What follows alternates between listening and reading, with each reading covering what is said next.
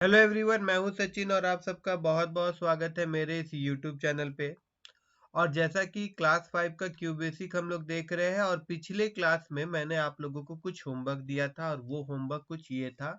एक में मैंने आपको कहा था कि एक प्रोग्राम बनाओ जिसमें कि एरिया ऑफ रेक्टेंगल निकले, दूसरा प्रोग्राम बनाओ जिससे कि पेरीमीटर ऑफ स्क्वायर कैलकुलेट हो जाए, और तीसरा प्रोग्राम बनाओ जिसमें प्राइस और क्वांटिटी हम लोग लेंगे और डिस्प्ले हम लोग को क्या करवाना है, टोटल करवाना है, और चौथा जिसमें कि आपको अपना नाम और फिर एज और क्लास डिस्प्ले करवाना है। तो ये प्रोग्राम आज हम लोग करके देखेंगे, ठीक है ना। तो सबसे पहले यहाँ पे अगर मैं जाऊं और फर्स्ट प्रोग्राम अगर मैं आपको दिखाना चाहूँ तो यहाँ पे सबसे पहले क्या चाहिए, एरिया ऑफ रेक्टेंगल वाला। तो बताइए एरिया ऑफ रेक्टेंगल का फॉर्मूला क्या होता है। अगर आपको पता है तो इट इज वेरी गुड, और नहीं पता है तो मैं आपको बता दूं लेंथ इनटू ब्रेथ होता है। और एक चीज मैं आपको बता दूं कि सबसे पहला बात कि रेक्टेंगल किसे कहते हैं हम लोग। रेक्टेंगल ऐसे करके ऐसे करके ऐसे करके एक शेप होता है जिसे हम लोग क्या कहते हैं, रेक्टेंगल कहते हैं।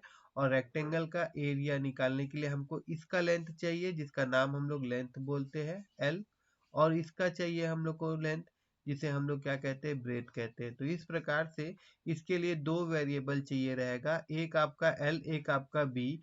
और एरिया निकालने के लिए एक वेरिएबल और हम लोग ले लेंगे जिसका नाम हम लोग रख देंगे ए, ठीक है ना। तो अभी यहाँ मैं जाता हूँ और यहाँ पे मैं लिखता हूँ ए इज इक्वल टू, वैल्यू में यहाँ ले लेता हूँ 10।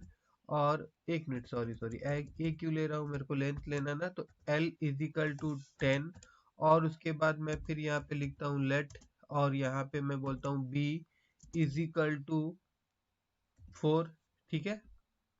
और फिर मैं इंटू यहाँ पे इंटर मार देता हूँ, और फिर मैं यहाँ पे लेता हूँ let A is equal to क्या करना होगा, L into B, L into B.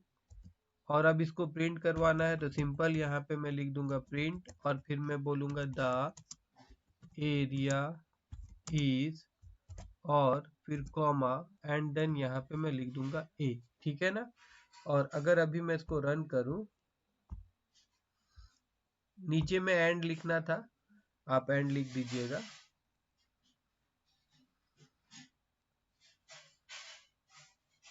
तो देखिए द एरिया इज 40 यहाँ पे प्रिंट हो रहा है, ठीक है। तो पहला क्वेश्चन ऐसा बनेगा, अगर आप लोग ऐसे ही बनाए होंगे। अगर डिफर हो सकता है लिखने में, वेरिएबल लेने में, कोई भी चीज, लेकिन तरीका यही होगा, ठीक है। तो इट्स गुड।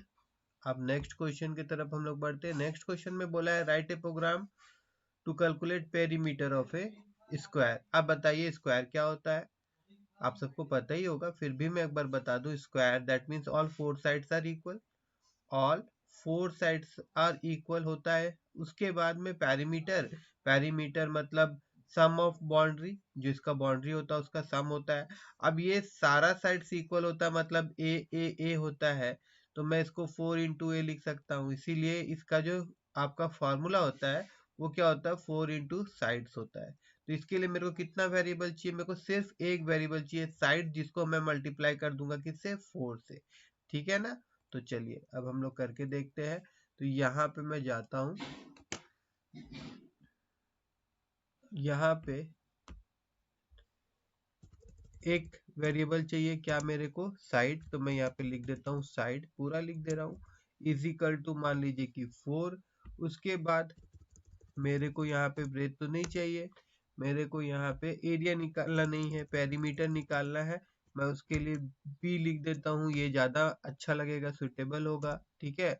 और उसके बाद यहाँ पे क्या करना होगा, 4 को मल्टीप्लाई कर दूंगा मैं किसके साथ में, साइड नाम का जो वेरिएबल मैंने लिया है उसके साथ में। और यहाँ पे ए के बजाय क्या लिखना पड़ेगा, पी लिखना पड़ेगा, ठीक है ना।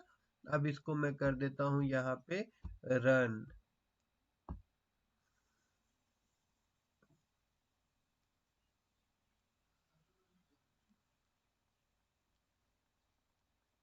तो देखिए यहाँ पे द एरिया, एरिया इज आ रहा है, सॉरी एक चीज और हमको सुधारना होगा, क्या होगा कि ये एरिया नहीं है ना भैया, ये तो आपका पेरीमीटर है। तो यहाँ पे बस लिख देना है पेरीमीटर, तो ठीक रहेगा। और ऐसा लिख देंगे perimeter of A given square, तो और अच्छा लगेगा।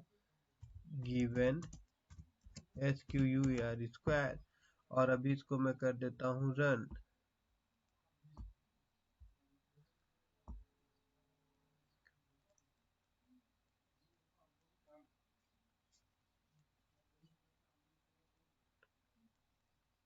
The perimeter of a given square is 16. The perimeter of a given square is 16. ठीक है।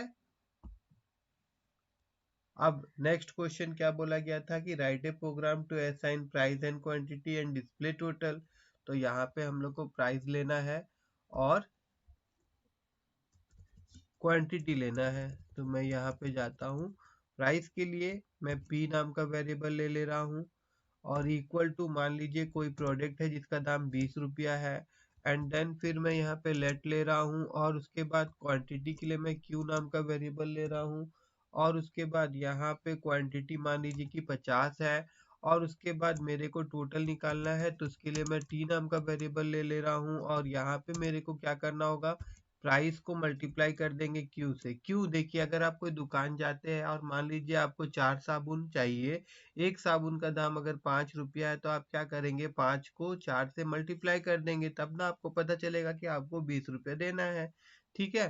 तो इसी प्रकार से जब भी हम लोगों को टोटल निकालना होता है क्वांटिटी और प्राइस के बेस में, तो हम लोग क्या करते हैं, प्राइस को क्वांटिटी से मल्टीप्लाई कर देते हैं। और यहाँ पे अब यहाँ पे प्रिंट हम लोग करेंगे क्या, कुछ अच्छा लगे, मैं यहाँ पे ऐसे लिख दूंगा, यू हैव टू पे, यू हैव टू पे, और फिर यहाँ पे मैं कॉमा दे दूंगा और यहाँ पे टी लिख दूंगा।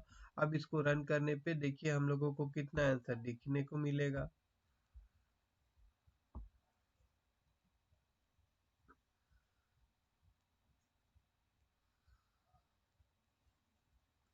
ठीक है ना, देखिए 1000 रुपीज हो रहा है यहाँ पे, यू हैव टू पे 20 × 50। ठीक है। अब एकदम लास्ट क्वेश्चन देखेंगे हम लोग, write a program to display your name age and class. ठीक है। अब देखिए यहाँ पे मैं पूरा ही मिटा देता हूँ। सबसे पहला वेरिएबल में क्या स्टोर करवाना है, एक स्ट्रिंग वैल्यू। तो यहाँ पे मैं इस प्रकार से वेरिएबल डिक्लेयर करूंगा, और इसके अंदर में मैं नाम ले दूंगा, अपने ही नाम में दे देता हूँ सचिन शर्मा। उसके बाद में लेट, और उसके बाद क्या चाहिए था, एज। तो मैं यहाँ पे एक एज नाम का वेरिएबल ले रहा हूँ, और यहाँ पे मैं डायरेक्ट लिख देता हूँ 37।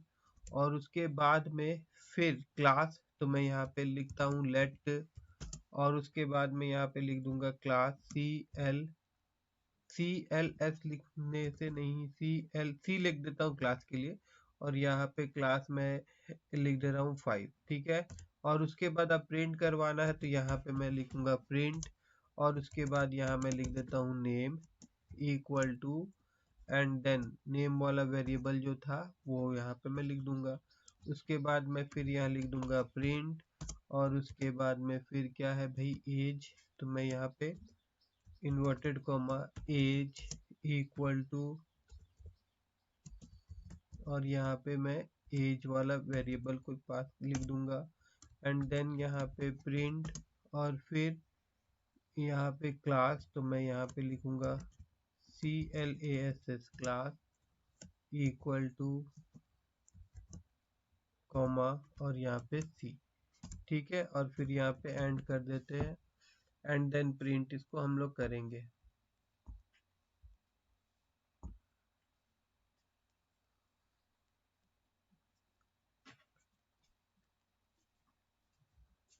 तो देखिए यहाँ पे नेम सचिन शर्मा, एज 37 और क्लास 5 आ रहा है। ठीक है।